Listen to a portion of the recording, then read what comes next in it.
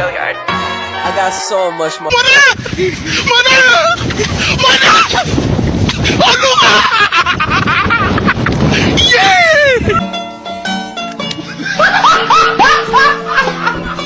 Are you ready, kids? Aye, aye, Captain! I can't hear you. Aye, aye, Captain! Oh! Fucking design on right now. Break it down, bring it back, make it clap. I got 3 old thoughts, new guap, wear that thing. Bitches on my line, and you know Assalamualaikum warahmatullahi wabarakatuh. Perkenalkan, nama saya Imir Lagani. Saya sebagai moderator dari kelompok 5. Pada presentasi dalam video kali ini yang akan membahas tentang materi audit terhadap siklus pengeluaran, yaitu pengujian substantif terhadap aset tetap. Sebelum masuk ke dalam pembahasan, saya akan memperkenalkan anggota saya yang akan membacakan materi pada presentasi kali ini, yaitu ada Indah Safitri Panigoro, Fahria Oluwo, dan Aftrias Pataras. Baiklah teman-teman, video selanjutnya yaitu materi pertama yang akan dibacakan oleh rekan saya, yaitu Fahria Oluwo. Audit terhadap siklus pengeluaran pengujian substantif terhadap aset tetap. Aset tidak berwujud. Aset tidak berwujud adalah aset yang tidak memiliki bentuk fisik yang dapat dilihat atau disentuh, namun memiliki nilai ekonomis yang dapat diukur. Karakteristik aset tidak berwujud ini membuatnya berbeda dari aset berwujud seperti tanah, bangunan, atau peralatan. Aset tidak berwujud seringkali merupakan hak atau keunggulan yang dimiliki oleh suatu entitas dan memberikan nilai tambah yang penting bagi perusahaan. Aset tidak berwujud merupakan keistimewaan yang melekat pada produk, proses, atau lokasi.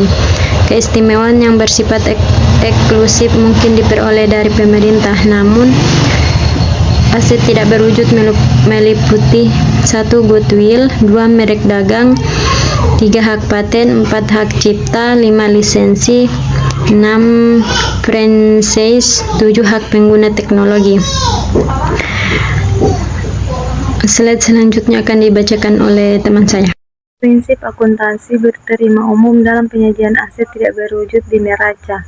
Perlu diketahui terlebih dahulu prinsip akuntansi berterima umum di Indonesia dalam penyajian aset tidak berwujud di neraca berikut ini. 1. Aktiva tidak berwujud harus disajikan terpisah dalam neraca. 2. Jika mungkin, aset tidak berwujud yang mempunyai umur ekonomis yang terbatas harus disajikan terpisah dari aset tidak berwujud yang mempunyai umur ekonomis tidak terbatas. 3. Dasar penilaian aktiva tidak berwujud harus disebutkan, dan metode amortisasinya harus dijelaskan dalam laporan keuangan. Prinsip akuntansi yang berterima umum menuntut bahwa dasar penilaian aset tidak berwujud harus diungkapkan secara jelas dan laporan keuangan. C. Tujuan pengujian substantif terhadap aset tidak berwujud. 1. Memperoleh keyakinan tentang keandalan catatan akuntansi yang bersangkutan dengan aset tidak berwujud. 2. Membuktikan keberadaan aktiva tidak berwujud dan keterjadian transaksi yang berkaitan dengan aktiva tidak berwujud yang dicantumkan di neraca. 3. Membuktikan hak kepemilikan klien atas aktiva tidak berwujud yang dicantumkan di neraca. 4. Membuktikan kewajaran penilaian aktiva tidak berwujud yang dicantumkan di neraca. 5. Membuktikan kewajaran penyajian dan pengungkapan aktiva tidak berwujud di neraca.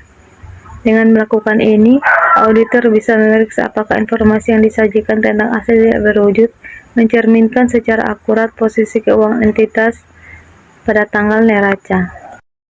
D. Program pengujian substantif terhadap aset tidak berwujud. Untuk melakukan pengujian substantif terhadap saldo aktiva tidak berwujud, langkah-langkah umum yang dapat dilakukan adalah sebagai berikut. 1. Prosedur audit awal.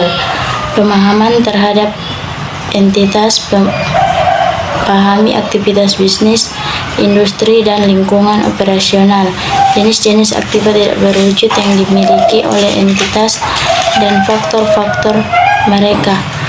Menganalisis risiko, identifikasi dan evaluasi risiko-risiko yang terkait dengan saldo aktiva tidak berwujud. Ini mencakup risiko-risiko seperti penurunan nilai, pengakuan yang tidak sesuai, atau ketidakpatuhan terhadap peraturan dan standar akuntansi yang berlaku. 2. Prosedur analitik. Prosedur analitik digunakan dalam audit untuk mendapatkan wawasan yang lebih mendalam tentang saldo aktiva tidak berwujud dan mengidentifikasi potensi masalah atau ketidaksesuaian. 3. Pengujian terhadap transaksi RIN. Pengujian terhadap transaksi rinci bertujuan untuk memverifikasi kebenaran dan kelengkapan transaksi yang ada dalam saldo aktiva tidak berwujud. Dengan melakukan pengujian transaksi rinci ini, audit dapat memverifikasikan kebenaran dan kelengkapan informasi yang terdapat dalam saldo aktiva tidak berwujud serta memastikan kepatuhan terhadap akuntansi yang berlaku. 4. Pengujian terhadap saldo akun rinci. Pengujian terhadap saldo akun rinci adalah langkah penting dalam proses audit untuk memastikan kebenaran saldo akun dalam laporan keuangan. Dengan melakukan pengujian saldo akun rinci, auditor dapat memastikan kebenaran saldo akun dalam laporan keuangan dan memberikan keyakinan yang memadai kepada pengguna laporan. 5. Verifikasi, penyajian, dan pengungkapan. Untuk memastikan bahwa informasi yang disajikan dalam laporan keuangan benar, jelas, dan sesuai dengan standar pelaporan keuangan yang berlaku.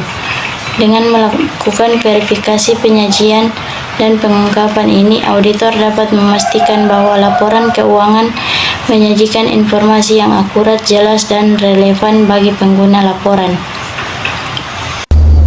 Kesimpulan yang terdapat dari materi ini yaitu ada beberapa tujuan dari audit siklus pengeluaran dari kelompok transaksi atau saldo dari kategori-kategori asersi. Asersi tersebut eksistensi atau kejadian kelengkapan hak dan kewajiban, penilaian atau alokasi, penyajian dan pengungkapan. Pemahaman tentang bisnis dan industri klien akan memudahkan kita untuk menilai besar tingkat materialitas, risiko inheren, dan risiko prosedur dari siklus pengeluaran. Dengan demikianlah kami menyimpulkan presentasi kami kali ini. Semoga apa yang telah kami sampaikan dapat memberikan manfaat dan pemahaman yang lebih luas lagi bagi kita semua. Sekian dan terima kasih.